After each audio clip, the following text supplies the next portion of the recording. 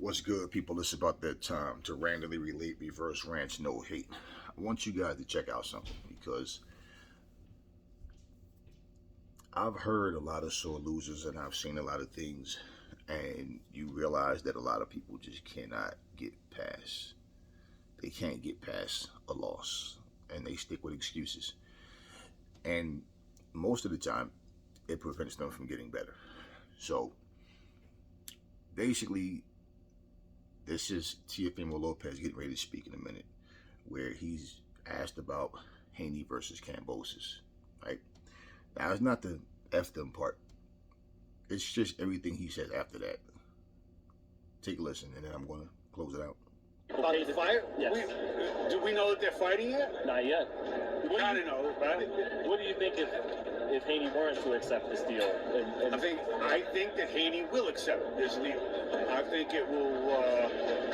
If I were a betting man, I would say I'd bet that it would be in short order. How about that? Maybe fight this guy.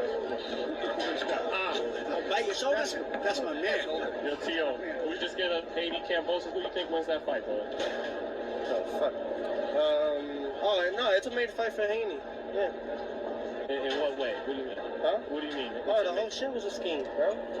They had Dazn. I was on the Dazn platform. They gave it to Kambosos because they knew what I was going to do with it. They knew what I was going to do. I was going to drop him. Then it's a longer process for Devin to become, quote-unquote, undisputed.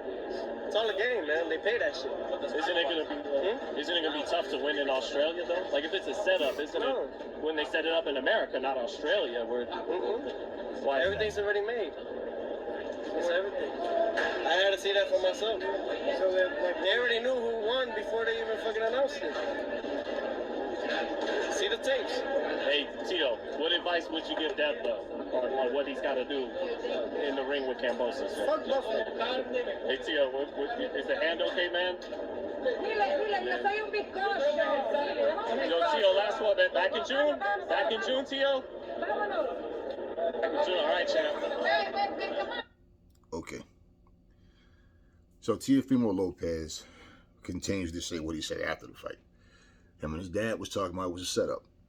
Now, you heard him say it was a scheme, it was a scam. I was on that Dazn platform.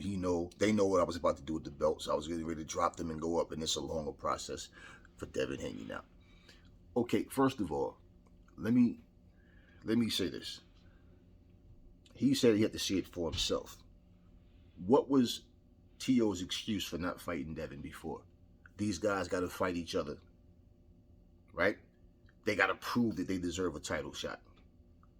But it was Teofimo's words that said Kambosos is better than all of those guys.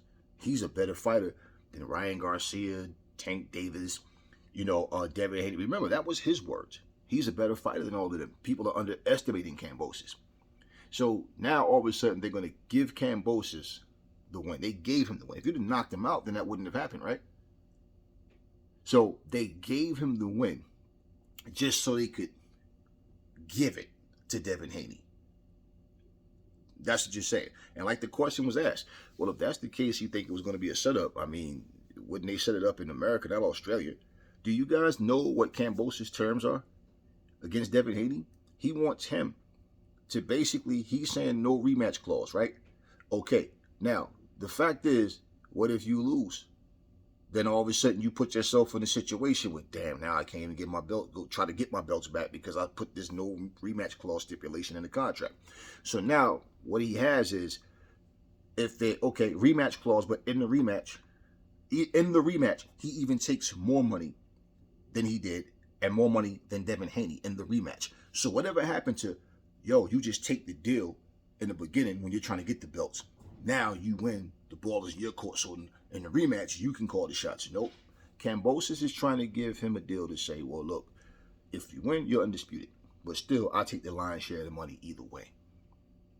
So now Devin's in a position of, okay, what's more important to me? That I get not just get my belts, but my just do with my pay, right? Because guess what?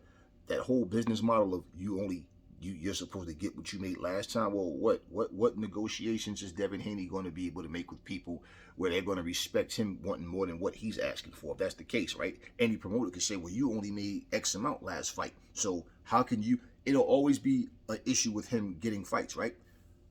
He'll be fighting guys like, for example, mandatories pops up, and then a mandatory will pop up, and you have to fight guys that they're not even worthy, but they're ranked. Now guys are saying you're ducking this guy to fight this guy. Oh, you should drop the belt because that fight is a junk fight, and this is the fight everybody want to see, blah, blah, blah, blah, blah. Now, whatever Kambosos and Teofimo Lopez did in the past doesn't matter anyway, right? Because now you're the one with the belts. So everything's on you now.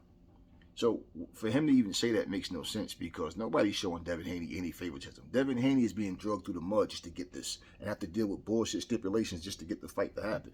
But him saying that shows he's not taking his loss well, and he's convinced himself to believe he didn't lose. Notice how he didn't bring up he was sick, he wasn't well in the fight. It was a setup. He didn't go to that I wasn't feeling well, I almost died in the ring stuff, right? He resorted to it was a setup. Sore loser stuff, man. Sore loser stuff. Never fall in love with lies. Remember, the truth brings hate out of people, and I will catch y'all on the next video.